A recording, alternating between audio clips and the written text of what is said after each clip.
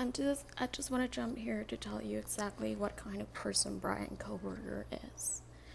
I feel like a lot of people wonder a lot about why he did it, and everybody's scared that now because of the plea deal, we'll never know why he did it. But to me, it's super obvious why he did it. Bryan Kohberger did it because he is a theory bro. And theory bros are a kind of academic man that lurk in universities in strange departments, English departments. In this case, it was the criminology department, right? And this is independent of the department. And that's why, to me, since I learned from this case in 2022, exactly when it happened, when we didn't know it was Bryan Kohberger, and then we knew it was Bryan Kohberger, to me, it was when we learned who had done it or who had possibly done it back then, and I learned that he was a PhD, to me, it all made sense. Theory bros can be identified by one main thing. They are they think they're better than everybody, especially better than their female peers, and they will mock you surreptitiously.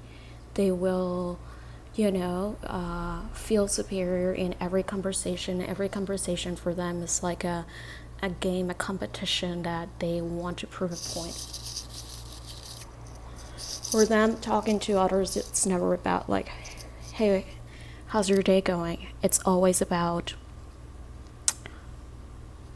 a theory of something, like a concept they want to precise. They are often also kind of rude amongst each other. Like if they spot another man is quote unquote weaker, they will tackle them. But anyway, enough of theory bros. Like, to me, Bryan Kohberger did it because he wanted to prove he was better than everybody else, smarter than everybody else, and because famous killers he had been studying had targeted women, right? Remember the Papa Rogers username, right? So chances are he wasn't a big incel. He wasn't getting not just like a high text back from a girl, you know what I mean? So I think this guy reached a point where his logic was like, why I am better than everybody else, and being that smarter than everybody else, nobody wants to be with me. Nobody wants to, reply this stupid blonde girls. Just want this stupid boys. So I'm gonna prove a point not just to me but to them, right? Which to me has always felt absurd, because if you think about it, a murder, like if you want to prove a point to somebody else, why murder them, right? Like the point is to do something or say something, and then they remain alive having experienced that, right? I mean, it's horrible either way. I'm not saying that's a better way. All I'm saying is this men that rage against women, it is always strange that they want to, eliminate them, right? Like,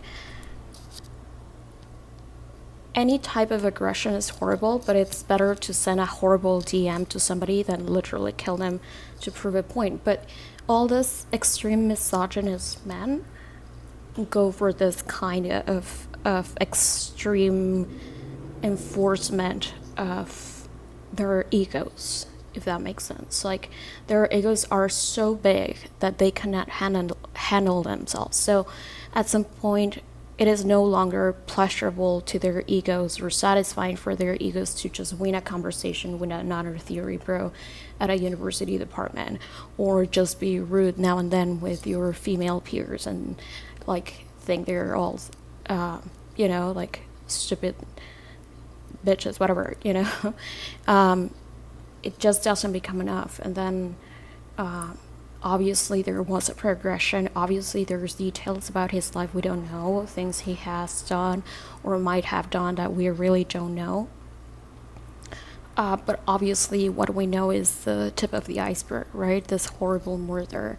But below that tip of the iceberg is all these tiny things he must have done being at the at academia, you know? And like academia is famous for being full of people that, you know, just say hi to each other on the hallway and then go criticize each other on their respective offices in a tower. So obviously it is like a very, you know, repetitive life. And I think that even more being in towns like Idaho and Washington, Pullman, whatever, like life must be so repetitive that if your needs are not being satisfied, in the case of Bryan Kohberger, and you reach this level of psychosis against women and against your environment. So to me, he did it because he had just a massive ego. He probably was on some drugs as well. I feel like nobody's talking about this. Nobody, like prosecutors, nobody in the Bryan Kohberger conversation is saying like this guy was probably on something. So he was probably on some, like, you know, amphetamines plus heroin. I don't know. He was totally on something. And so in this delusion, seclusion, loneliness, incellness, sense of extreme superiority, he thought just by studying what he had learned, he would just, you know, replicate it and win. So to me, to this problem, Bryan Kohberger, there was some noise out there. There is not such a thing of like a very concrete motive. It is more like he was just a insane misogynist and an egomaniac.